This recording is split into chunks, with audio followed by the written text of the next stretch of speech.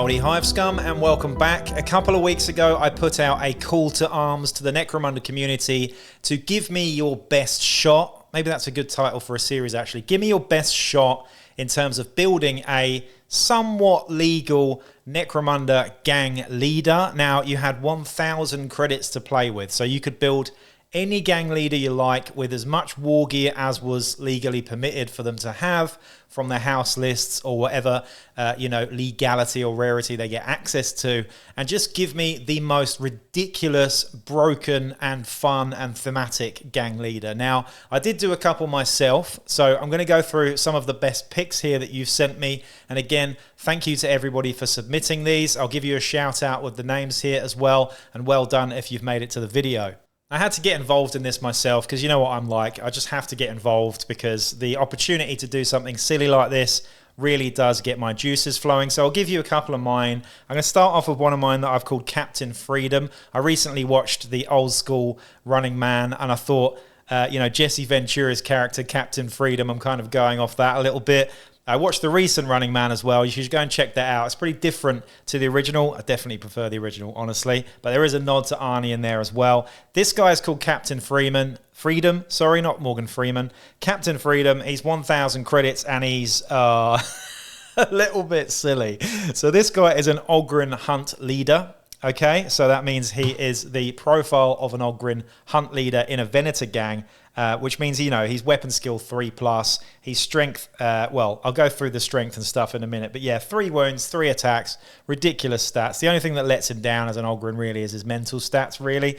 But what I've given him here is blasting charges, just because he can throw them really far. It's quite nice. A heavy flamer, because why not? We've gone for incendiary charges and shard grenades as well. But wait till you see the other stuff I've given him. So, armored undersuit, bio booster, heavy carapace armor for the 3+ save, a falsehood. This is all stuff that you can get access to, by the way. A falsehood.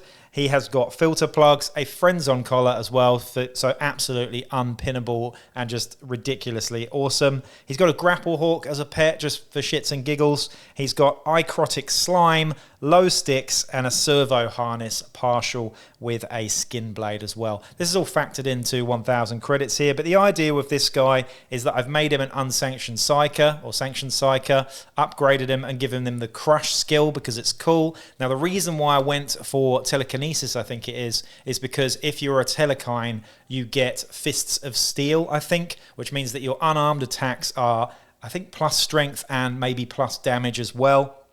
Then I've given him, which might be cheating a little bit, access to muscle skills here. I know in the Venator list it says you can't have muscle skills, just the generic skills, but I can't see why not. So I've stacked that with the Fists of Fury or Fists of Steel. So he's got both Fists of Steel and Fists of Fury, meaning that his strength, I think, with the servo suit goes up to strength 10 and maybe damage 3 or 4 just punching with his bare hands. So a ridiculous idea, but no close combat weapons, just absolutely one-punching everybody, hence Captain Freedom. So there you go, that's my first one. I'll give you maybe another one or two at the end, but let's go and have a look at what the community has submitted in this challenge. Now, I got an email from Adam Teveld, who, I hope I said your name right there, who actually came up with a really, really interesting idea that I hadn't considered. This one is actually making your leader, an outcast leader, from the profile of a sentry gun. Yeah, so the profile, you can do this, it's legal, any fighter profile, and it's not technically a fighter, but you could have a sentry gun, a sentient sentry gun, as your leader here. So we went back and forth and discussed things a little bit, but it was quite interesting. You can have a Trazier pattern sentry gun as your leader. You could make it a psyker, you could give it loads of different weapons, but it's just an interesting thought. Obviously, you'd need to talk to an arbitrator about this, but a sentry gun that's been corrupted by scrap code and gone mental, I think is just a really cool idea. So this is an honorable mention there. The next one is from Joe Hill. Thanks for sending this one. So I've been playing on and off with a Grot gang in the Underhive using the brilliant Rattling Venators rules, which feels appropriate for these sneaky little guys. And top tip, Escher arms work great for converting fantasy gobbos. So there you go, if you didn't know that one. One thing I always wanted to try but never found a way to make in practical use is the mighty killer can in Necromunda, the walking dustbins of Delaque that foolish grots get themselves bashed into for battle. by Delaque boys. So this is a Grot killer can in Necromunda, and what he's done here is gone for some pretty crazy stuff. Now, he started out with a Rattling Hunt leader as the sort of baseline stats here, which is quite interesting. Movement 6 and 3 wounds are a great platform for this bonkers wee boss man. He then goes on to say, but gobos are skinny and weak, you say. Ah yes, that's where the full servo harness comes in, upping this lad's toughness to an extraordinary for a Grot 3 and strength 4. While we're strapping on the servo harness, we will also spend an extra 40 creds on a suspensor harness for reasons that will become clear later. Now, even with 3 wounds, toughness 3 isn't special, so we need that Dustbin of Doom to pick up the slack. This means heavy carapace armor, armored undersuit, and ablative armor. I toyed also with a ceramite shield, and that could be an option in an alternate build. Also, shored up the anti-chem tech with an industrial respirator as well, a bio booster to help with the injury rolls, and a blind snake pouch to give a 6-up invuln save as well. Now that's the fun stuff, the killy stuff. The classic killer can kit is a huge melee weapon and a huge big fiery weapon as well. So I settled on a heavy rock cutter for melee and the multi-melter for range as well. Each of these are unwieldy, which is why we needed the suspensor harness to accommodate 4 weapon slots. Now 2 attacks at weapon skill 4, this needs improving, so we're going to dose the lad up with Slaught, gaining us an extra attack and upping the weapon skill to 2+. This means that he'd be attacking 4 times on the charge, hitting on 2s with a strength of 8 and a damage 3 weapon. And we all know what the multi-melter can do. I also added photo goggles, photo lumens for a bit of added practicality and help hitting targets in the Underhive's dark corners. So that's the killer can, and all legal, starting at 12 rarity or under at the trading post. And the best thing, he's clocking at 965 credits, which leaves you 35 credits for him to bring a little hype man ganger colleague with a las gun, making this entirely table legal gang, in fact, because you've got a ganger there as well. Anyway, I gave him nerves of steel. Can't have this pseudo dreadnought getting pinned by plinky little auto gunfire or whatever. Joe, that is insane, but I love it. Thomas Walker then sent me an email with an Orlock one. The Orlock broken build, 1,000 credits exactly. He's a leader with 3 wounds, 2 attacks, 3+ weapon skill and ballistic skill. A very good leader, the Orlock leader. Heavy bolter on suspensors, meaning he's got a strength 5, AP 2, damage 2, rapid fire 2 shooting attack. Hitting on 2+ up to 8 inches and 3+ to 36 inches. For melee, he's given him a las cutter. Means he's charging and getting 3 attacks, hitting on 2s as well. A strength 9, AP -3 and 2 damage. Or he can attack from 2-inch versatile, hitting on 3s as well. Nerves of Steel with a 5+ cool is ridiculous as well, and you've got a 17% chance, he says here, of actually being pinned as well. He's also got the lucky name here as well, so if any of that fails, he can just set the dice to a 6 once per game. But what if he runs out of heavy bolter ammo? Well, he can switch to grenades, a demo charge, and crack, photon, scare, and smoke grenades as well. He has light carapace armor for the 4+ save, and if you eventually get through his 3 wounds, he has a bio booster to aid recovery, because you can't coup de grace him, as he has not 1, not 2, but 3 Cyber Mastiffs as protection as well. That is fantastic too, and it's really good to see an Orlock submission here as well, so well done, Thomas. Michael Costera next has sent me several actually, so I'm just going to pick the one that I really like the most. All of these are amazing, by the way, but I can't give you all of them. The 4th build that you sent me is an Escher Speed Demon. So we've got an Escher leader here, and this is bananas, really. This was a thought experiment to see how far you could stack movement buffs. So it needs some XP and war gear, so it's not necessarily a starting build, but basically we have 5-inch starting move, sprint, Chem Alchemy Drug giving +2, Spur giving +2 movement advancement, Stim Slugs, Slaanesh Corrupted Gang for a total of 48-inch move in 1 activation. There is no useful equipment here because this girl just goes fast. I love this. Again, it's not a starting legal leader build, but the fact that you can really experiment and push things in a campaign to have a leader that actually moves 48 inches in 1 activation is absolutely incredible. I haven't ever heard of 48 inches before. We've had like 20 odd in the past with people doing stuff like this, but 48 inches, I might have to go and correct, like just double check this is all accurate, but 48 inches is across most tables. That is just wild. So well done on that one. This one is from one of my lovely patrons, and this is Belly. He sent me a ridiculous Khorne one. Not sure about the most broken, but this guy is thematic. Chain weapon swinging, fire breathing Khorne murder machine, aka Belly the Almighty. Now here's how he's done it, and this is so powerful, by the way. This is an Outcast leader using the profile for Gorshiv Hammerfist, one of the best players or characters in the game. 260 credits with the base data sheet or profile of Gorshiv here as an Outcast leader with an Orlock gang affiliation as well. You'll find out why later. Blessed by Khorne at some point. Primary skill is hip shooting for the run and gun here as well. In terms of weapons, he has got the heavy Butcher's Chain Cleaver, which is 80 credits, plasma pistol. Corny, but Khorne has one. I like this.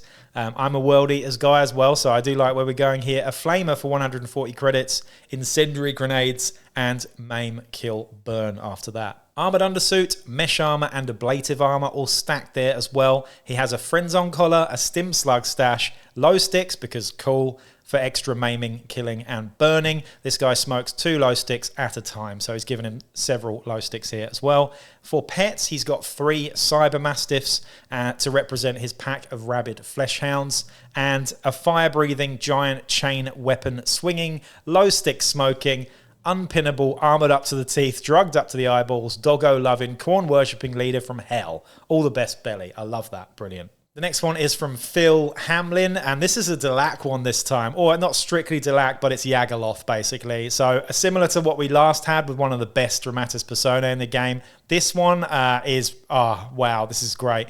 Promote Yagaloth, Delaque Bounty Hunter, House of Shadow, page 61, to be the gang leader as per promoting a leader in the Book of the Outcast. Fairly straightforward.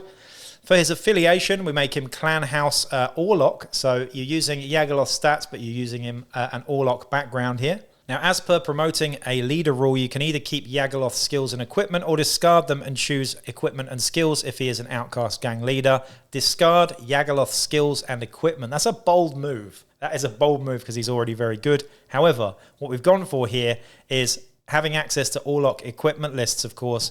Anything in the trading post up to rarity 9. The wording in the Clan House affiliation says Clan House Underhive Outcast gangs may select weapons and war gear normally restricted to their house lists. This is somewhat ambiguous, but I took it to mean he can select equipment from any of the Orlock house equipment lists. And so he takes the following. Heavy Bolter for 160 credits, full servo harness, heavy carapace armor, armored undersuit, conversion field. He's got 2 heavy chain cleavers as well, if you allow access to those. He's got a stim slug stash, strip kit, web solvent, respirator, and a cyber mastiff as well. Now, Yagaloth has a special rule which grants him 5 psychic powers chosen from the Madness, Delusion, and Darkness as well. He's gone for the Madness and Delusion here, Existential Barrage, Unrememberable Utterance, Ghost and Shadow, Suicidal Embrace, and Penumbral Mirror, which are all the best ones, flatly. This is, unbelievable. So you've got a guy who's already amazing with some excellent special rules, and you've made him, crossed him with an Orlock leader with just absolutely all of the gear. I love that. That's awesome. This one's from Alex Beckett, and this is awesome. We've got a Van Saar one here, which is great. One of the only Van Saar ones I got submitted. This guy's called Sunny D, which I really like. And he's pretty damn good. He's a Van Saar cyborg leader for your consideration. Mobility and range lethality. He can move 8 inches, 10 inches if climbing. Thanks to the grav chute, free jumping down, and fire plasma gun out of 24 inches or 2 plasma pistols at 12 inches. Surprisingly tough with 4+ armor and almost impossible to run for a campaign as Cybertechnic could cost so much, but fun to put together in this instance. He's got Cranial Omega Cybertechnica, so he's immune to insane, intoxicated, and cannot be broken at all. He's got Ocular Omega as well, meaning the fighter is always equipped with infrasights, monocytes, and photo goggles on all of his weapons. He's got Motive Cybertechnica Omega, so he ignores negative movement modifiers, adds 2 to his vertical movement, and can reroll initiative checks to see if they fall as well. He's got Torsonic Gamma, so damage 3, unarmed attacks, and +2 strength with melee and versatile weapons. Pretty damn great. He's also got the Vascular Omega as well, so +1 toughness for the sake of taking flesh wounds, can reroll toughness checks, and may discard 1 flesh wound in each end phase. That is an absolute beast as well. So well done giving me a Van Saar one. The next one's from Gustav Eriksson, and he sent me a few as well, so I'm just going to pick one of these here. The Stolen Rig Bossman. This is a Arachnne rig, chosen as an Outcast leader with the Dark Prince Chaos affiliation as well, with a Van Saar legacy for 360 credits. He's got Heavy Carapace, Ablative Overlay, Ceramite Shield, Histrar Pattern, Energy Shield, Armoured Undersuit, Grapnel Launcher, Industrial Respirator, Partial Servo Harness, a Web Gun, a Plasma Gun, a Bio Booster, Friends on Collar, Spider Rig, Photo Goggles, and Hip Shooting, Chronomancy for the special ability. Absolutely like bananas. I don't know if any of that's actually legal, but it sounds very cool. He said here, shield stacking might not be a thing and may not even be needed. Being able to equip the rig like this would probably be stopped by an arbitrator. Yeah, I think so. I think the normal rig is better than the Iron Angel. Prince plus Arachnne suit makes for fast hip shooting, even with the partial servo harness. Toughness 5, too good to skip. Versatile close combat, also good when dragging that Ceramite shield along. Wow, that's bananas. And the second sort of Van Saar aligned one there, this time an Arachnne rig as your boss. Pretty awesome.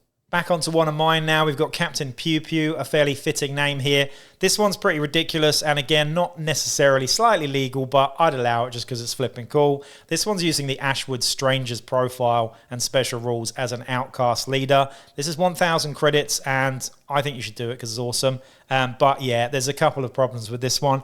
1,000 credits, Ashwood Stranger, his special rule means that he gets to basically shoot you first before you shoot him, which is fantastic. Now, with an Outcast leader, if you promote them, you can get rid of their skills and war gear and replace them and buy extra stuff. That's what I've done here, but he does keep his special rule intact as well. The only bit of ambiguity here really is I've given him a Van Saar background, but I've also given him mutation skill as his primary skill set here and given him an extra appendage, a third arm. I think this is fine. I think just making him the mutation, the mutations access for his skill it should be a separate thing to his sort of house patronage, maybe. I think so anyway. So he's got a Van Saar background in this case, but he's got mutations as his primary skill set. So I've given him a third arm, effectively, so this guy can shoot 3 pistols instead of 2 now before you shoot him. And of course, I've given him 3 plasma pistols as well. So what we've got here is, the Ashwood Stranger with 3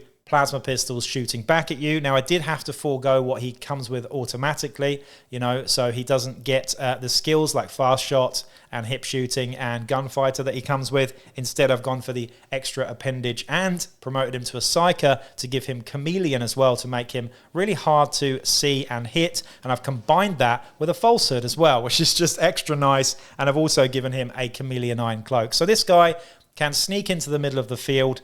By turn 2 or 3, nobody can shoot him, nobody can target him, and even when he is there, if you try and shoot at him, he shoots you first with 3 plasma pistols.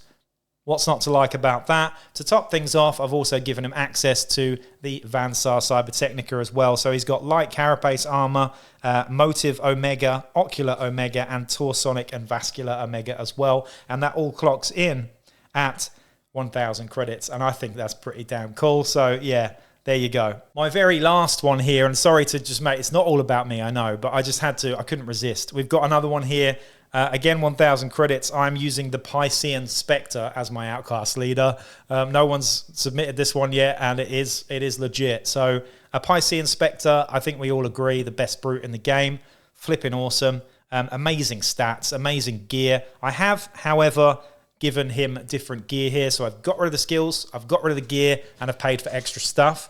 Now, what we're going to do here, he's still got flight, by the way, so he can still fly around. He's Psychoteric Mastery, and he's a non-sanctioned Psyker by default. From the base, you can buy this guy extra skills. You can pay more for extra weird powers. So I've done that here as well. I've given him, for his starting skills, Deceitful Thoughts, Ghost and Shadow, Hallucinations, Opprobrious Curse, Seen Unseen, Spatial Psychosis, and Suicidal Embrace. So he's got every single weird power from that the Madness, I believe, or Darkness skill set. He's also got Hallucinations, which is horrific, as well as being a telepathy guy too, so he's also fearsome by default as well. To make matters worse, I've also given him a falsehood because, why not? A Psychoteric Worm just to channel his stuff, Suspensors, Carapace Armor, and an Armored Undersuit as well. He's also got a heavy flamer with his Suspenser, and of course 2 Xenarch Death Arcs. So even though I'm foregoing the awesome paired weapons that he gets, this guy's got 2 Xenarch Death Arcs. They're 5-inch versatile range. They are plentiful rapid fire too, shock and versatile. So what's not to like about that? Anyway, this was a really fun experiment. Excuse me, my voice is going a little bit because I've recorded about 6 videos today. I hope you enjoy this one. I didn't get quite as many submissions as I would have liked. I did get lots of pretty much the same thing, which was mainly Goliath. So apologies if I did leave yours out. There were a couple left out there, but the video would be too long otherwise. Anyway, I'd like to do this again maybe next year, and I'll probably do my gang builds one again. I'm due to do another one of those this year just to see what you can really do. Give me your best shot with gang builds. We'll do that again soon, and you know, hopefully the community can come up with some awesome stuff. Anyway, please do like, share, subscribe, and I'll be back with another video soon. Peace out.